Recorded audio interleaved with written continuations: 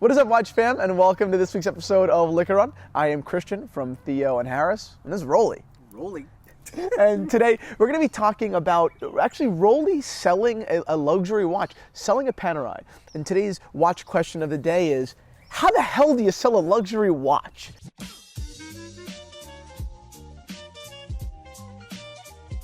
But before we dive into answering this question, Dad, a quick wristwatch check. What are you wearing?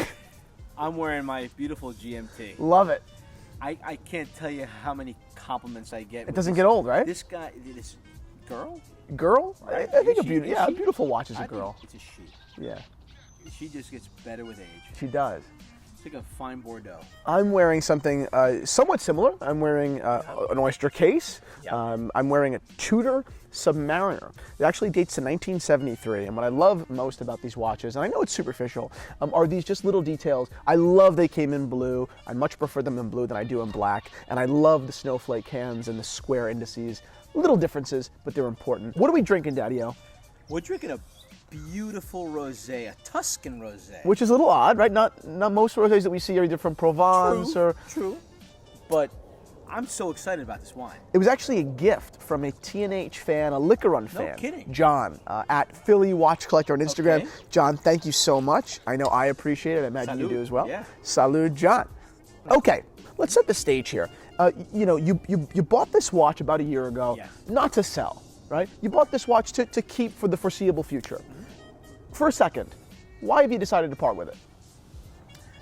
I've evolved. I think, I've always wanted a Panerai. And you loved it.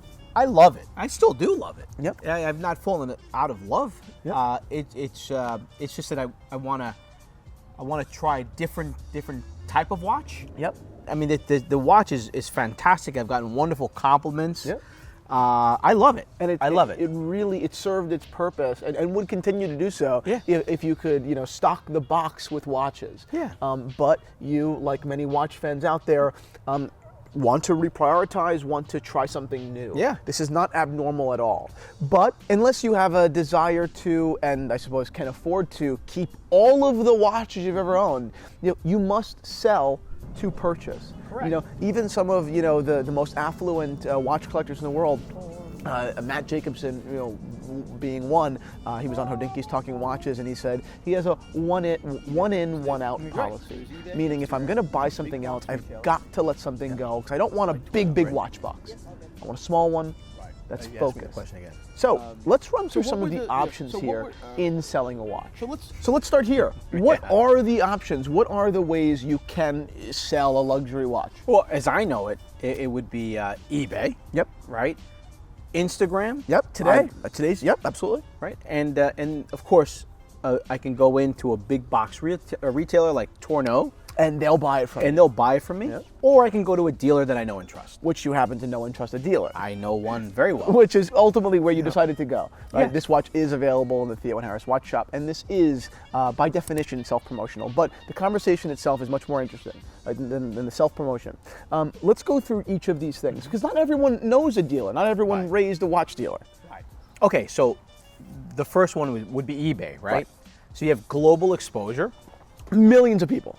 All over the world. Yep.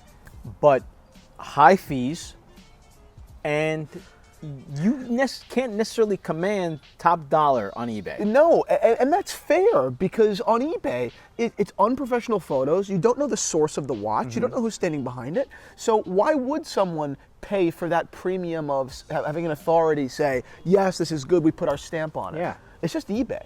Yeah. Right? So you're right. You're going to pay a lot of fees, and you're not going to get really maybe the bottom of fair market, if not maybe under fair market. Number two. You can follow me at Rolando Zerone, right? Rolly On Instagram. On Instagram. But I don't want to be in the business of slinging a watch on Instagram. You have a job. I have a job, and I don't want to dedicate time. I don't think my company would necessarily like to see me slinging watches on Instagram. You're like, what the frig is What going is he on? doing? No, your thing is to post photos of wine, Right. and of family, Yeah. and of the watch you're wearing. Right. But Where I'm no, eating, where I'm drinking, what I'm drinking. That's it. You don't want to sell a watch on Instagram. I'm not doing that. The third option Yep. that I mentioned before is the big box retailer. Tourneau. Right? Tourneau, they'll be happy to take your watch. Oh, they'll buy your watch. But they're going to give you cut rate. They're going to skin you. I mean, completely, like an artichoke.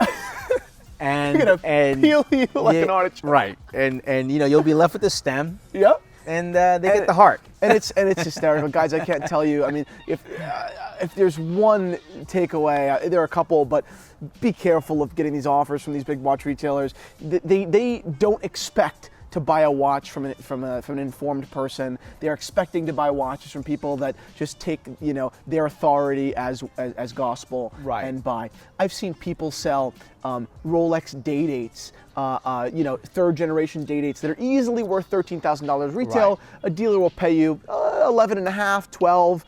Tourneau will offer you 6. Right. Well, let's take the Tourneau story to right. To something that's very close to both you and I. You're actually wearing the watch right now? Right here. So we considered, right? Oh, I shouldn't say we. I was uncomfortable with the fade on my GMT. You felt like it was imperfect. I thought it was imperfect. Something was wrong.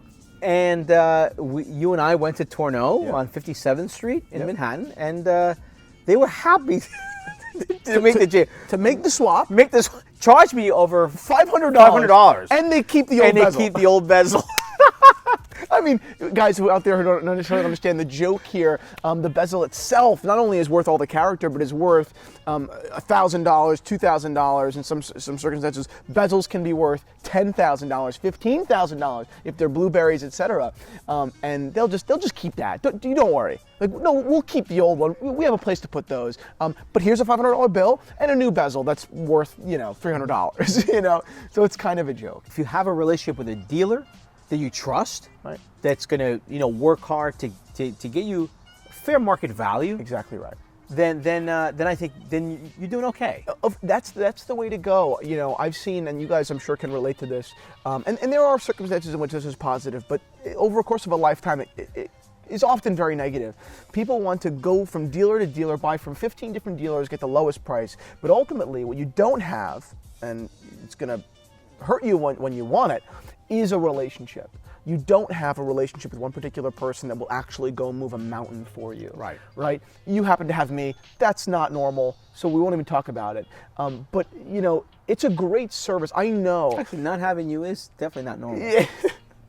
But, it's the truth. I mean, if having you. Right. It's the truth. If you can develop a relationship with a dealer, whether that's me and Theo and Harris, whether that's any one of the many other, most reliable retailers out there, they're going to look out for your best interest. One, because in many circumstances, you develop a friendship and you develop some sort of a bond. And then, even break it down to pure dollars and cents, it just makes sense for people sitting in my seat, the dealer, right, to do the right thing by a client, because over the course of a lifetime, you're going to keep coming back, right? And making an extra $1,000 off of you today, treating you unfairly, is not going to serve me. Right. If you ever meet another dealer one day and it comes up what you sold your Panerai for, and you find out that I skinned you, you're not going to want to deal with me again. Yeah, that's right. So those are the methods. Those are the avenues you can go through to sell a watch. Bottom line is that I chose to go with you. I mean, obviously you're my son, of course, but I also know that you're a reputable dealer, right? And you get great reviews and you treat people fairly, right? What I encourage everyone to do is to do the same. Now, it doesn't have to be it doesn't. Theo and Harris, but find yourself a good dealer that will represent you and will treat you fairly. That's it. We'll just do for you as they would do for a family member or do for a good friend. And there are dealers out there that will do that. I mean, there are a lot of bad dealers, but there are a lot of good dealers too, just like in anything else. Right. Smart people, good people will look out for your best interest because it's also in their best interest. Yeah. Over the course of a lifetime.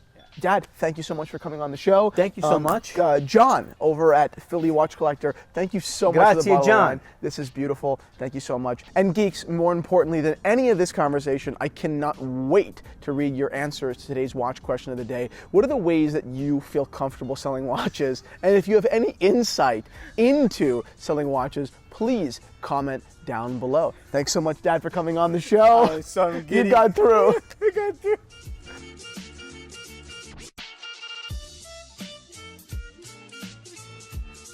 I look forward to reading them and replying very soon. We will. You guys on your phone? That was. Oh, I didn't know. Are you on your phone? Holy shit, I didn't know you would tape it. That's a I thought you were rehearsing. fucking guy. I was like, well, that's Oh, it's so No, it's good for a blooper.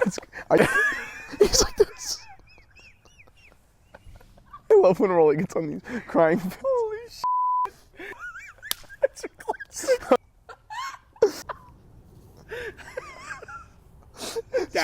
Dad. Huh? It's fucking great. We good.